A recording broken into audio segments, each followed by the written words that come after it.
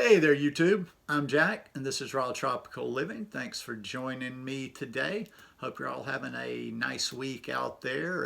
Hope it hadn't been too hard getting back into your normal schedule after the holidays. We have an absolutely beautiful day today. It's not a cloud in the sky and 60 degrees.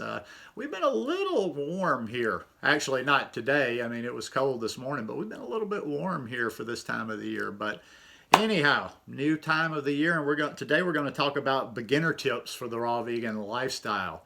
Guys, if you haven't already subscribed to my channel, I'd appreciate if you go down and hit that subscribe button now. Then click on the little bell and check send notifications so you'll stay subscribed to the channel. Got lots of videos here, and I'm going to get back to making regular videos again here in 2020.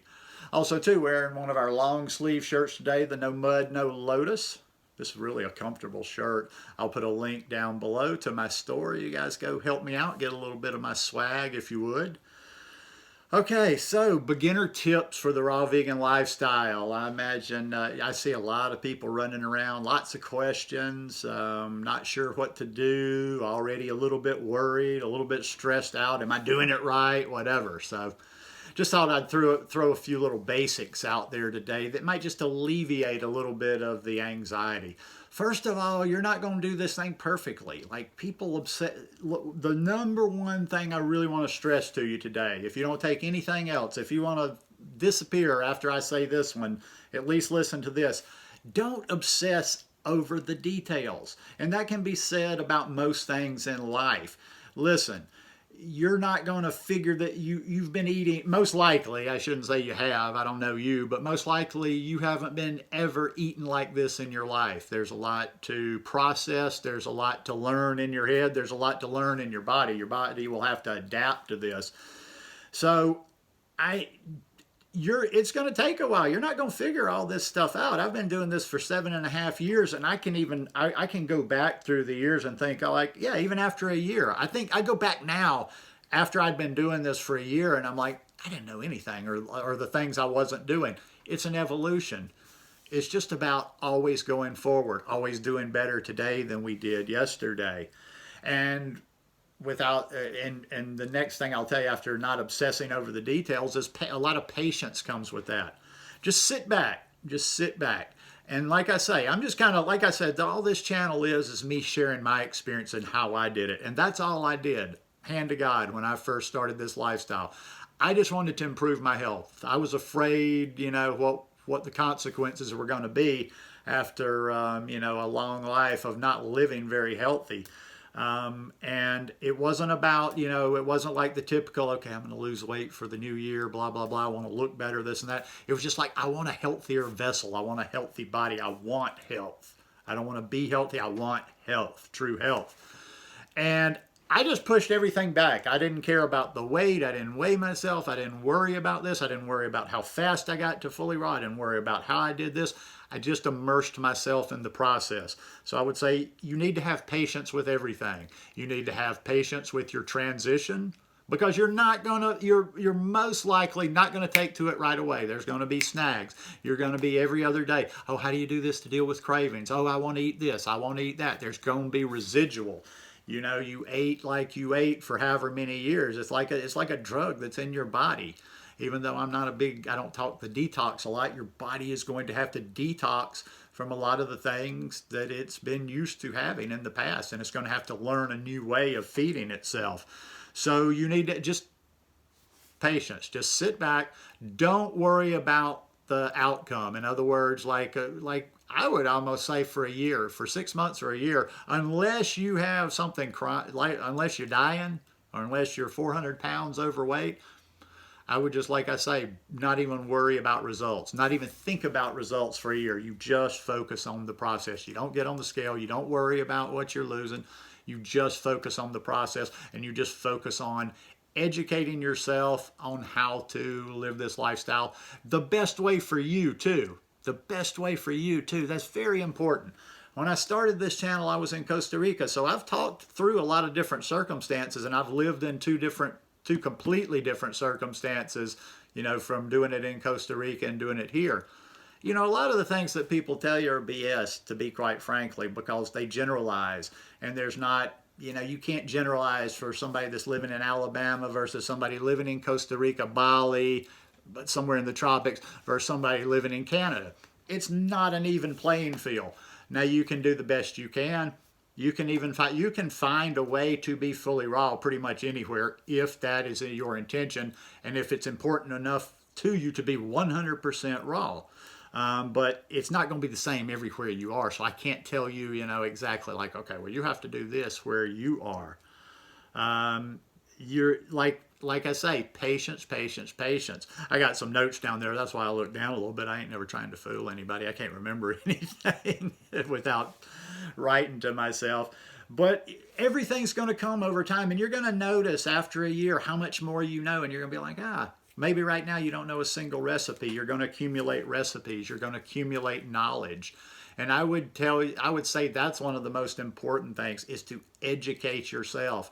And when I say educate yourselves, I'm not talking about forums, Facebook groups, or necessarily the interactive approach, where you're just in a hodgepodge of people asking questions and everybody's throwing out an answer, because you're going to get confused. I'm not saying there's nothing wrong with Facebook groups. There's nothing wrong with forums, but they can be very noisy places. And if you go in there and ask one of your sincere questions that you're really trying to learn, let's say you just go in and ask, what is blah, blah, blah? In any Facebook group, in any forum you go to, you're going to have 20, well, if they have people in there, you're going to have 25 different answers. And you're going to have 25 people passionately telling you that their way is the right way and it's the only right way. So that's why I advise you to step back and you take control of your research. You take control of your lifestyle. You take control of what you're doing here. You read good sources. And I'm not even talking about just like, I really don't recommend somebody being a raw food person and just reading books about raw vegan lifestyle and raw food. You need to just read some good, solid vegan stuff, plant-based health stuff in general. Things like becoming vegan. Well, you that have watched me for a while, you'll be like, oh, I know what's coming now. Becoming Vegan and Becoming Raw. Those are two different books. One is Becoming Vegan, one is Becoming Raw by Brenda Davis. That Becoming Vegan is like a Bible. Another Bible of this lifestyle, How Not to Die by Dr. Michael Greger. And there's just a number, Forks Over Knives, there's a number of documentaries, but do it like that. In other words, like I would say maybe you're not going, I mean, yeah, you want to interact with people because it is good to get support. Like I say, I'm not discouraging you. I would just say like maybe put it like 75% of your knowledge or learning about this lifestyle comes from your study, going to Google, reading books, really focusing on what you're studying. And then maybe the other 25% in an interactive way, asking people questions. And asking questions, let me just stress right there. In other words, look it up, find it, research it yourself, as opposed to just open forums, just asking a question where, you like I say, you don't know. People, if you ask a question, you're going to get like 25 different answers. Everybody's going to be arguing. It's going to be distracting back and forth when you could just go type it into Google, or you could, read a book on the source, and it's like studying. Would you study? Would you study for a test in school by going into groups? No, you sit down and you do your studying. So that's how you do your research. The simpler, the better. The simpler, the better. I think why I can't help people sometimes is because I think my lifestyle is just too simple for most people out there. And also, too, I joke around a lot, and I think sometimes people think I'm just joking. You can literally, nice cream can be 1/3 of your day, especially in the beginning. You're just getting started with this. I tell people that nobody does it. They'll have 2 or 3 bananas worth of nice cream. And I'm like, look, you're struggling. You're talking about you have cravings. You want this, you want that. You want this sweet, you want that sweet.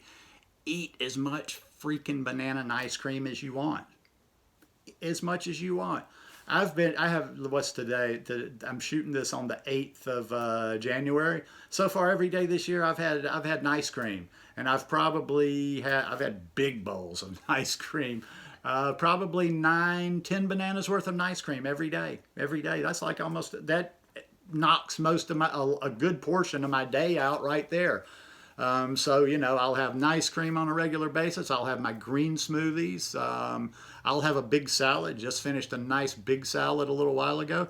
And that's about it. That's about it. There's just not all that, I don't know what to tell you what to do other than just to eat.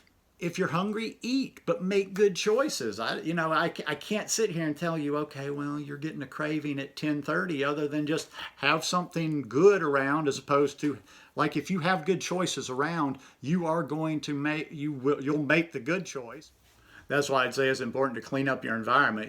Get depending on how you live, if you live with other people, get rid of as much of the bad stuff as you can. If you live by yourself, or if everybody's doing it, get rid of it all, replace it with good stuff. If there's good stuff there, that's what you will eat. But simple. That's why, everybody's always recipe all day, all night. You can't post anything without a recipe. I get by on so few recipes. That's something that's a carryover from the way that I've almost always eaten, that has helped me out a lot on this lifestyle.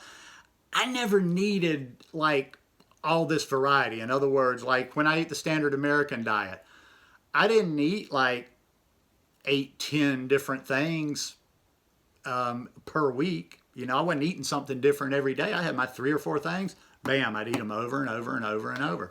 That's what I do on this.